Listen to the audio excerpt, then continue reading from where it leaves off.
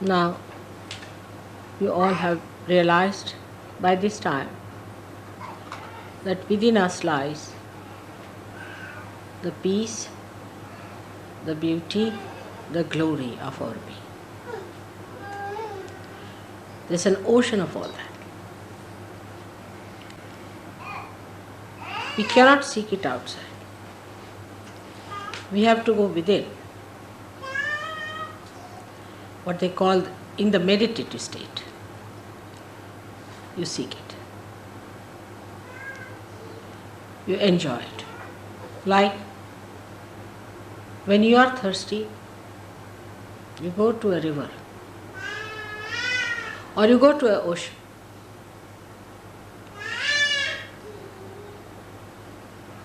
And try to quench your thirst. But even the ocean cannot give you sweet water. So,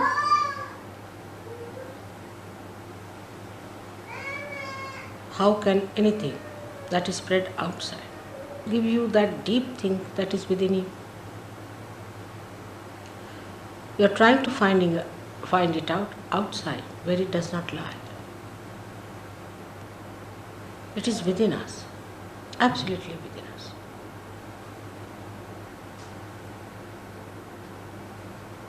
It is so simple because it is your own. It is within your reach, just there. Whatever you have been doing, going out to find the joy, the so-called joy, the so-called happiness, the so-called glory of worldly powers and worldly possessions. You have to reverse it back, the whole thing. You have to project within yourself. It was not wrong that you went out. It was not correct that you went out. You shouldn't feel sorry for what you have done so far. It was not the correct way to get to the real joy of life, the real glory of your being.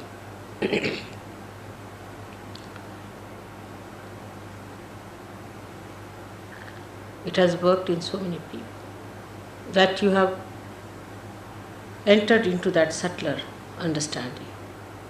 Some people are only at a mental level, maybe it doesn't matter. Maybe some are only at a physical level that they can feel it. Doesn't matter. But you are on the correct lines. You are moving correctly. Try to meditate.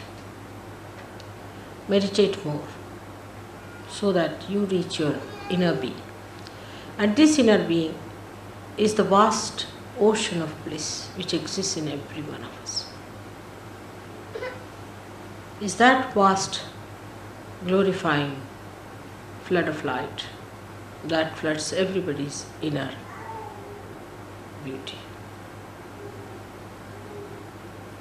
So to approach it, you have to go within yourself. By denying things which are against it, against your movement. Sometimes the wind can be very, very strong for you to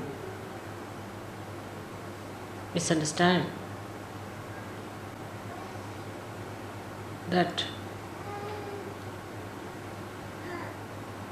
the glory of God is within. But turn back. Every moment, remember that your movement has to be inward.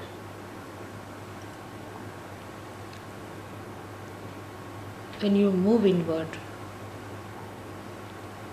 you forget the ideas of your outer glories.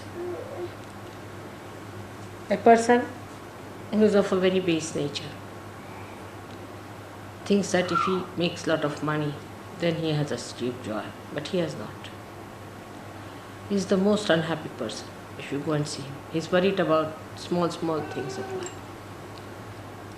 You must have heard that people who are very rich are kleptomaniacs. They are worried, they are very miserly. They are worried about a needle here and there. A little thing missing, they get upset. They have so many habits that they can't live without it. So riches have brought always a curse on human beings. So those who seek only the riches cannot enjoy them. Then there are some better people who think that by ruling others, by getting power, we can achieve a very great position in life. They too, as you know, fail. You have seen what happens to them. People don't even want to talk about them.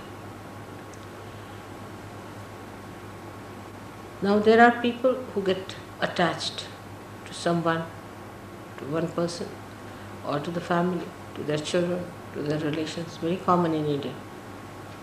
That's also not the way you can get to God. That's also so limited. Keeps you hanging around them and wasting your energy completely.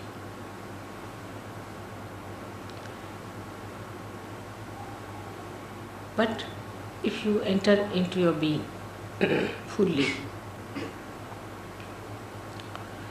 then all these things have such meaning. Everything has a meaning then. In the sense, if you possess anything, and if you are that kind of a person who is supposed to be possessive, he never possesses, so detached. He's never possessive, he's so detached about it. But he can play around because he's so detached. He can create a drama out of it. He can play with the possessions and teach lots of lessons to people. He's so detached, so generous. He enjoys his generosity.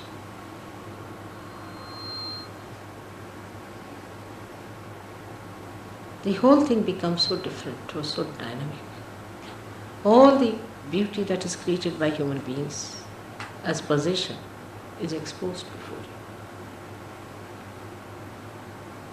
And you start enjoying all those things without possessing them. You understand the myth of possession. Same with your powers that people have over other people. Those who try to make money out of Sahaja or want to have a kind of a privilege over Sahaja, it can be very subtle. This can go very far. This subtlety goes to this extent that I have seen people try to save money on account of Sahaja. That's also, the attention is on money.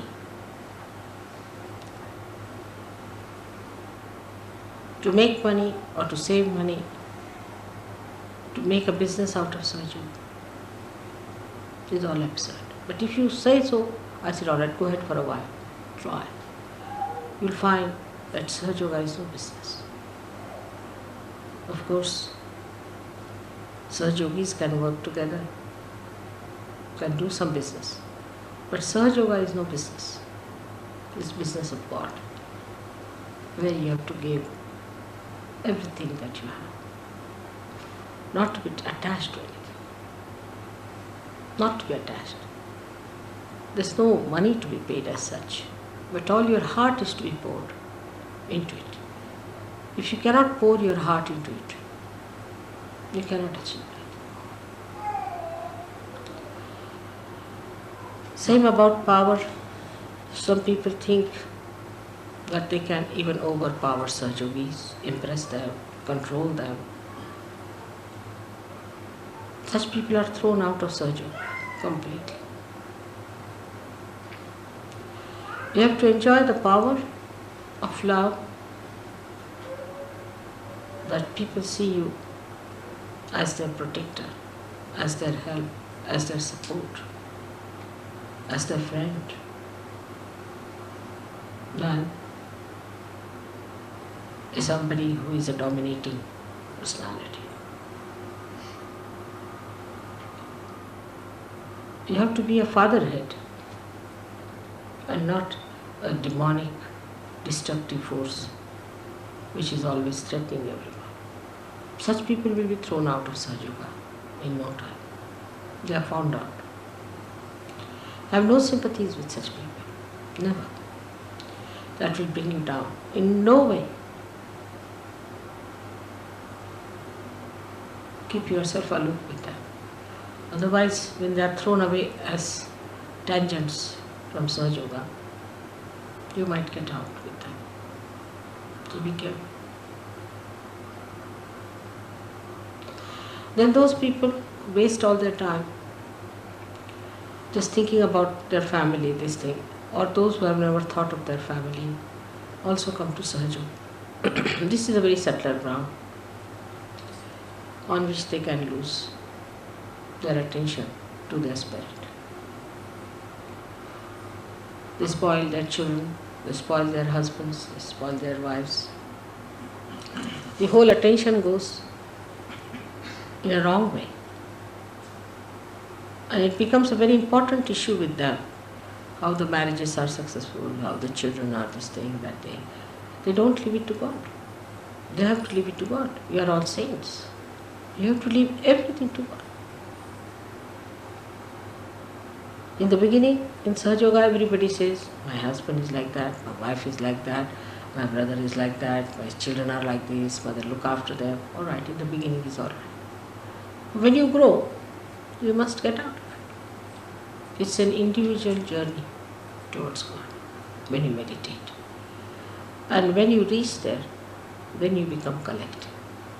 Before that, it's an absolute individual journey within. Absolutely individual journey.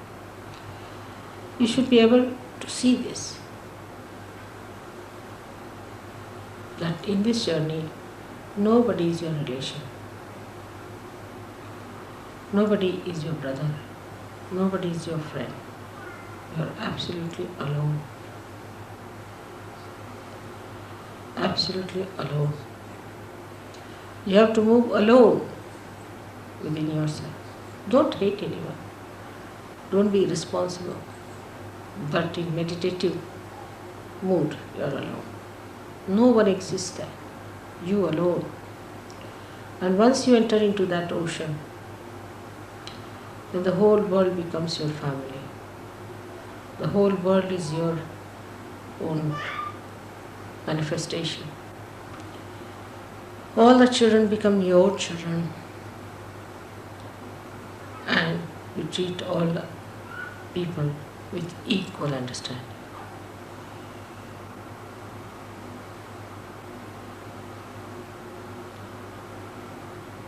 The whole expansion takes place when you enter inside your spirit and start seeing through the eyes of the spirit.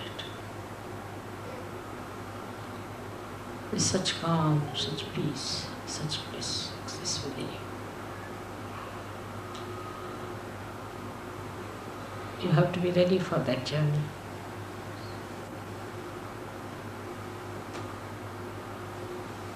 That journey is alone in your meditativeness. And the more you find something in your meditation, the more you want to go and distribute it to others. That has to be. If that does not come into you, then it has not worked out. There's no purity. There's some sort of a bias. In that individual pursuit, whatever you find, you want to enjoy it with others. You want to give it to others. This is the sign of a person who has been really meditative. The one who is meditative and has not been able to distribute what he has found is cheating himself and cheating others as well. Because that joy that you receive in your meditation has to be distributed, has to be given, has to be shown. It should flow in your being as the light radiates from every illumined lamp. You don't have to take a vow to say that this is an enlightened light. In the same way, a saint should not be certified that he is a saint. But the depth you achieve within yourself spreads all over. It is such an action as a reaction. The more deeper you become, the radiation is much more. A simple person, very ordinary person, uneducated person can be like that. We have, one gentleman called Warik in Bombay. He is an old man. He is so deep. He radiates. People depend on him. He radiates love. So meditative. You don't have to spend too much time on meditation. But whatever you spend time, whatever you gain, has to be visible outside. How you radiate and how you give it to others. That's the quality of the saints you have to be. Unless and until you become deeper, we cannot save other surgeries. And we cannot save those who are not surgeries. You have to rise higher and higher to pull the whole curtain up. Those who try to rise higher pull the whole thing upward, and they give a pull to everyone who ascend with them. So just try to keep your aim clear cut. You must understand what is your aim in life as surgeons. Now you are changed people. You are no more people who have to deal with possessions or worry about them, about mundane things, about your livelihoods. You are no more people who have to worry too much about your health and things on your personal lives. You are not to worry also about your jobs so much. That's not important. And last of all, not to worry about your family, children, husband, wife, and find a pocket for you to hide into it. Because the only thing where you can really hide yourself is the love of God, where you can really get the great, restful, blissful feeling of His complete protection.